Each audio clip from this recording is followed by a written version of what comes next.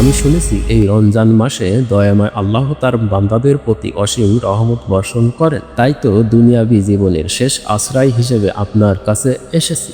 যদি দয়া করে কিছুটা খাবার পাই, প্রাণটা বাঁচাতে পারি। আকুতি ভরা কণ্ঠে, অশ্রুসিক্ত নয়নে। প্রিয় দর্শক, আসসালামু আলাইকুম ওয়া রাহমাতুল্লাহি ওয়া বারাকাতুহু। আশা করি সকলেই সুস্থ আছেন, ভালো আছেন। অন্তর্দৃষ্টি ইসলামিক 24 চ্যানেলের পক্ষ থেকে আপনাদেরকে স্বাগত। আজ আমরা জানব আল্লাহর পথে ত্যাগের মাধ্যমে আত্মার পবিত্রতা আসে। তাই তো এই ত্যাগই হলো মুমিনের আসল পরিচয়। তো আসুন গুরুত্বপূর্ণ আলোচনা করি। নিশ্চুপ রাতের নীরবতা। তখন রমজানের পবিত্র মাস। মদিনার আকাশে রহমতের অবিরাম বর্ষণ। যেন মনে হচ্ছে জান্নাতের শান্তি নেমে এসেছে এই ধাত্রীতে। এমন একটি রাতে মসজিদে নববীতে ধ্যানমগ্ন বিশ্বনবী হযরত মুহাম্মদ সাল্লাল্লাহু আলাইহি ওয়াসাল্লাম, তার চারপাশে নির্বিচিত্রে সমাবেশরত সাহাবীগণ, তারা সকলেই আছে ইত্তেকাফে মগ্ন। এমন রাতের গভীরে নিস্তব্ধতার মাঝে এক দরবেশের আগমন ঘটল মসজিদে নববীর সামনে। তার পরনে জীর্ণ আলখাল্লা অর্থাৎ রেশমের পোশাক ভেদ করে যেন দরিদ্র আর ক্লান্তির প্রতিচ্ছবি ফুটে উঠেছে। ক্ষুধার্ত দুটি চোখে কেবল বেঁচে থাকার আকৃতি ও ক্ষুধার ছাপ। তার এই অসহায় রূপ রাতের নীরবতাকে আরো গভীর করে তুলল। এই শান্ত নিরাময় বরকতময় রাতে নবীজি সাল্লাল্লাহু আলাইহি ওয়াসাল্লাম দরবেশের দিকে তাকালেন। তার চোখে গভীর মায়া ও হৃদয়ে ছিল দরদ। এই স্নেহভরা মানুষটিকে কাছে ডেকে নিয়ে মৃদু কণ্ঠে জানতে চাইলেন, হে প্রতীক, আপনি কে? এই রমজান মাসে এমন এই গভীর রাতে কি কারণে আপনার এই আগমন? নবীজির এই পবিত্র আহ্বানে যেন শান্তি নেমে এলো। তখন অসহায় দরবেশের মনে সামান্য আশার সঞ্চয় হলো। কান্না ভেজা কণ্ঠে দরবেশ উত্তর দিলেন, ইয়া রাসূলুল্লাহ সাল্লাল্লাহু আলাইহি ওয়াসাল্লাম, আমি এক অসহায় মুসাফির। আমি দিনের পর দিন ক্ষুধার্ত, শরীরে নেই এক বিন্দু শক্তি। আমি শুনেছি এই রমজান মাসে দয়াময় আল্লাহ তার বান্দাদের প্রতি অসীম রহমত বর্ষণ করেন। তাই তো দুনিয়াবী জীবনের শেষ আশ্রয় হিসেবে আপনার কাছে এসেছি। যদি দয়া করে কিছুটা খাবার পাই, প্রাণটা বাঁচাতে পারি। আকুতি ভরা কণ্ঠে, অশ্রুসিক্ত নয়নে দরবেশের এই করুণ আর্তনাদে যেন বাতাস ভারী হয়ে উঠল। তখন নবীজি সাল্লাল্লাহু আলাইহি ওয়াসাল্লাম গভীর মমতাময়ে দরবেশের দিকে তাকিয়ে রইলেন। তারপর আশেপাশে সমাবেশরত সাহাবীদের প্রতি দৃষ্টি ফেরালেন। নবী শান্ত সৃষ্ট স্বরে বললেন, হে আমার সাহাবীগণ, আমাদের মাঝে এমন কে আছেন যিনি আজ এই মুসাফিরের ক্ষুধা নিবারণের দায়িত্ব নেবেন? এমন কেউ কি আসো কে নিজের খাবার ভাগ করে নিয়ে এই অসহায় মানুষটির মুখে হাসি ফোটাতে পারবেন? নবীজির এই আহ্বানে যেন করুণা ও ভালোবাসার বরকতময়ের এক ঢেউ উঠল। এমন পরিস্থিতিতে নবীজির কথা শেষ না হতেই দয়ার সাগর হযরত আবু বকর সিদ্দিক রাদিয়াল্লাহু তাআলা আনহু তৎক্ষণাৎ এগিয়ে এলেন। বললেন, ইয়া রাসূলুল্লাহ, আমি প্রস্তুত আছি। তার চোখে মুখে যেন আনন্দর ঝিলিক। তার হৃদয়ে সেবা করার জন্য অদম্য স্পর্ধা। তখন শ্রদ্ধাভজন হয়ে বললেন, ইয়া রাসূলুল্লাহ, এই সৌভাগ্য আমি পেতে চাই। যদি আপনি অনুমতি দেন, আমি এই মুসাফিরকে আমার সঙ্গে নিয়ে যাব এবং আমার সাধ্যমতো আহার করাবো তাকে। আবু বকরের এই ত্যাগের মহিমায় মুহূর্তের মধ্যে যেন চারিদিকে আলো ছড়িয়ে পড়ল। তখন হযরতে আবু বকর সিদ্দিক রাদিয়াল্লাহু তাআলা আনহু দরবেশকে নিয়ে নিজের বাড়িতে গেলেন। কিন্তু গিয়ে দেখলেন ঘরে সামান্য মাত্র খাবার আছে, যা দিয়ে তার পরিবারের সদস্যদেরই পেট ভরবে না। তখন তিনি তার স্ত্রী উম্মে রুমান রাদিয়াল্লাহু তাআলা আনহাকে ডেকে বললেন, আজ আমাদের ঘরে মেহমান এসেছে। তুমি বাচ্চাদেরকে বুঝিয়ে শুনিয়ে ঘুম পাড়িয়ে দাও, আর আমরা দুজনে না খেয়ে এই মেহমানকে খাওয়াবো ইনশাআল্লাহ। হযরতে আবু বকরের স্ত্রী ছিলেন একজন মহিষী নারী। তিনি ছিলেন একজন স্বামীভক্ত মানুষ। তিনি স্বামীর কথা মেনে নিলেন। রাতের আধারে চুলায় আলো জ্বালিয়ে খাবার তৈরি করার ভান করলেন আর বাচ্চাদেরকে ঘুম পাড়িয়ে দিলেন। এরপর তারা দরবেশকে মেহমানখানায় বসিয়ে এমনভাবে খাওয়াতে লাগলেন যেন তাদেরও খুব ক্ষুধা লেগেছে, কিন্তু আসলে তারা কিছুই খাননি। এভাবেই করে খাওয়া দাওয়া শেষ করে যখন সকালবেলা নবীজি সাল্লাল্লাহু আলাইহি ওয়াসাল্লাম হযরতে আবু বকরকে দেখে মুস্কি হাসলেন এবং বললেন, হে আবু বকর, রাতে তোমরা যা করেছ তা আল্লাহ তাআলা দেখে খুব খুশি হয়েছেন। তিনি তোমাদের প্রশংসা করেছেন। তখন হযরতে আবু বকর রাতের ঘটনা খুলে বললেন।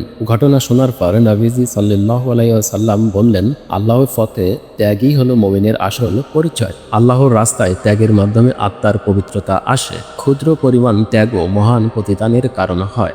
প্রিয় দর্শক, এই চমৎকার কাহিনীটির আলোচনা জানতে অথবা শুনতে মনোযোগ দিয়ে শেষ পর্যন্ত আমাদের সাথেই থাকুন। তবে হ্যাঁ, এখন পর্যন্ত আমাদের এই চ্যানেলটি যদি সাবস্ক্রাইব করে না থাকেন, তবে আপনাদের কাছে ছোট্ট একটি রিকোয়েস্ট, ভিডিওটিতে একটি লাইক দিয়ে যদি সম্ভব হয় চ্যানেলটি সাবস্ক্রাইব করে আমাদের সাথেই থাকুন। পরম করুণাময় আল্লাহ আমাদের প্রত্যেকের মনের আশা পূরণ করুন, আমিন। এই ব্যাপারে সহিহ বুখারী 1344 নম্বর হাদিসে বলছেন, নবীজি সাল্লাল্লাহু আলাইহি ওয়াসাল্লাম বলছেন, যেই ব্যক্তি আল্লাহর সন্তুষ্টির জন্য একটি খেজুর পরিমাণও দান করে, আল্লাহ তাআলা তাও কবুল করেন এবং নিজ হাতে তার পরিমাণ বাড়িয়ে দেন। তো আসুন দেখি এই ব্যাপারে পরবর্তী প্রসঙ্গে কি আছে তা একটু জেনে নিই। তখন রমজান মাস, মদিনার ঘরে ঘরে রোজার প্রস্তুতি চলছে। হযরতে আলী রাদিয়াল্লাহু তাআলা আনহু দিনভর খেটে সামান্য কিছু খেজুর আর জবের রুটি জোগাড় করলেন। এভাবে করেই ইফতারের সময় ঘনিয়ে এলো। তখন হযরতে ফাতেমা রাদিয়াল্লাহু তাআলা আনহা রুটি তৈরি করতে গেলেন এবং খেজুরগুলো সুন্দর করে পরিষ্কার করে সাজালেন। তাই দেখে হাসাইন ও হুসাইন রাদিয়াল্লাহু তাআলা আনহু খুশিতে লাফাতে লাগলেন। এভাবে করেই তাদের ইফতারের প্রস্তুতি শেষ হলো। এর কিছু সময়ের মধ্যে আজানের ধ্বনি ভেসে আসতেই ফাতেমা রাদিয়াল্লাহু তাআলা আনহা ইফতারের জন্য হাত বাড়ালেন। ঠিক তখনই দরজায় যেন কড়া পড়ল, বাইরে থেকে কে যেন ডাকছেন। তখন হযরতে ফাতেমা রাদিয়াল্লাহু তাআলা আনহা জিজ্ঞাসা করলেন, কে? তখন বাহির থেকে উত্তর আসলেন, আমি আপনার প্রতিবেশী, আমার ঘরে আজ কোনো খাবার নেই, যদি কিছু সাহায্য করতেন।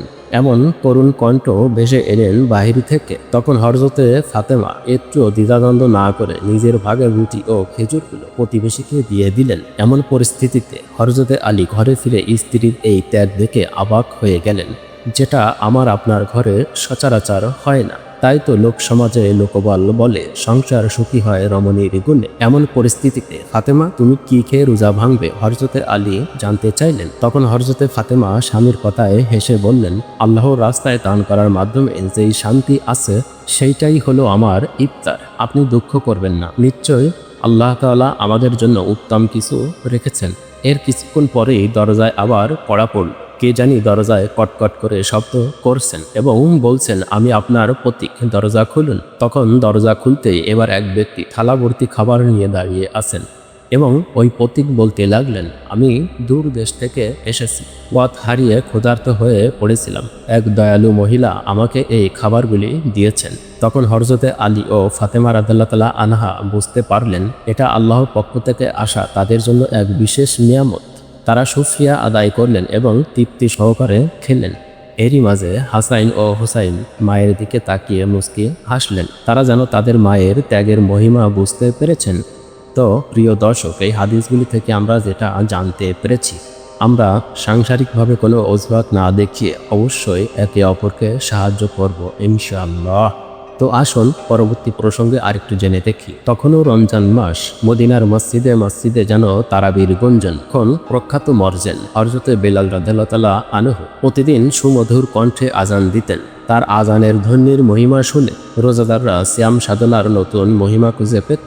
এভাবেই করেই চলতে লাগলেন। এরই মাঝে একদিন হযরতে বেলাল অসুস্থ হয়ে পড়লেন। তার শরীর দুর্বল ও কণ্ঠহীন জ্বরে ভুগছেন। তিনি ভাবতে লাগলেন, আজ হয়তো তার পক্ষে আজান দেওয়া সম্ভব হবে না। কিন্তু রমজানের ফজিলত থেকে মানুষকে বঞ্চিত করতে চান না তিনি। তাই তো হযরতে বেলাল খুঁড়িয়ে খুঁড়িয়ে লাঠির পরে ভর করে মসজিদের দিকে রওনা হলেন। পুরা শরীর তার জ্বরে কাঁপছে, তবুও তিনি মিনারের দিকে উঠতে লাগলেন আজানের জন্য। যখন তিনি আল্লাহু আকবার ধ্বনি উচ্চারণ করলেন, তখন তার কণ্ঠ যেন আরও দুর্বল হয়ে গেল। এমন কণ্ঠ শুনে মসজিদে উপস্থিতরত সাহাবীরা বুঝতে পারলেন হযরতে বেলালের শরীর হয়তো অসুস্থ। তারা তৎক্ষণাৎ এগিয়ে এসে হযরতে বেলালকে বিশ্রাম নিতে বললেন, কিন্তু হযরতে বেলাল রাজি হলেন না। তিনি বললেন, আমি অসুস্থ হতে পারি, কিন্তু আমার কণ্ঠ যেন রমজানের এই পবিত্র বার্তাকে আটকে না দেয়। আমি শেষ নিঃশ্বাস পর্যন্ত আজান দিয়ে যাব ইনশাআল্লাহ।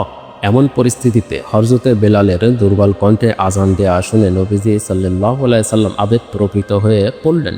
তিনি বলতে লাগলেন, আজ বেলালের আজানে আল্লাহ তাআলা এত খুশি হয়েছেন যে তার ক্ষুদ্র পরিমাণ গুনাহও আল্লাহ তাআলা মাফ করে দিয়েছেন এবং তার মর্যাদা আরও বৃদ্ধি করে দিয়েছেন। হযরতে বেলালের ত্যাগ ও নিষ্ঠা দেখে সাহাবীরা অনুপ্রাণিত হলেন। তারা বুঝতে পারলেন রমজান মাসের প্রতিটি মুহূর্ত কতটা মূল্যবান। আল্লাহ আমাদের প্রত্যেকের ক্ষুদ্র দানকেও আপনি কবুল করুন। এবং আপনার নিজ হাতে তা বহুগুণে বাড়িয়ে দিন। আমাদের সমস্ত গুনাহ মাফ করে ও সকল দুশ্চিন্তা, ভয়, হতাশা দূর করে দাও। আমাদের মান মর্যাদা আরও বৃদ্ধি করে দাও ইসলামের পথে। রমজানের এই পবিত্র মাসে আমাদের অন্তরকে প্রশান্তিতে ভরে দাও এবং আপনার নৈকট্য লাভের তৌফিক দান করুন। আমিন। প্রিয় দর্শক, আজকের ভিডিওটি কেমন লাগলো তা কমেন্ট করে জানাবেন এবং ভিডিওটি যদি ভালো লাগে চ্যানেলটি সাবস্ক্রাইব করে আমাদের সাথেই থাকুন। আবার দেখা হবে নতুন কোনো ভিডিওতে। সকলেই সুস্থ থাকবেন, ভালো থাকবেন, এই প্রত্যাশা রেখেই আজকের মতো এখানে বিদায় নিচ্ছি। আসসালামু আলাইকুম ওয়া রাহমাতুল্লাহি ওয়া বারাকাতুহু।